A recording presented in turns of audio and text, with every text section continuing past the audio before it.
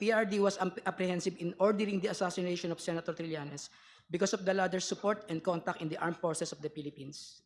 Now, marami pang mga isiniwalat si Madriaga pero we won't know for sure if this testimony will hold up under scrutiny kapag nagkaroon na talaga ng isang full-blown trial sa Senado if magkaroon nga talaga ng impeachment trial. Tikom rin naman si Duterte but that could just be a tactic of saving the best arguments for last sa full-blown trial ng Senado.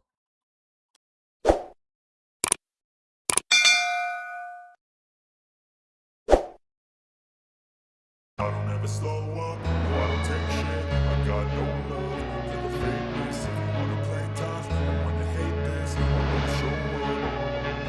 I don't ever slow up, no I don't take shit. I got no love for the fakeness. If you wanna play tough and wanna hate this, I'll always show up. Zaldico, makakauwi na raw ng Pilipinas. Now what do you get when you speak out of line?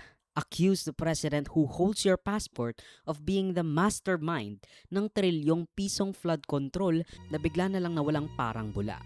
Ang ibig pala nilang sabihin sa aalagaan ka namin ay gagamitin ako bilang panakipbutas sa kanilang kampanya laban sa korupsyon. Ginawa nila akong poster boy ng kanilang sariling kasinungalingan. Ngayon, hindi na ako mananahimik, ilalabas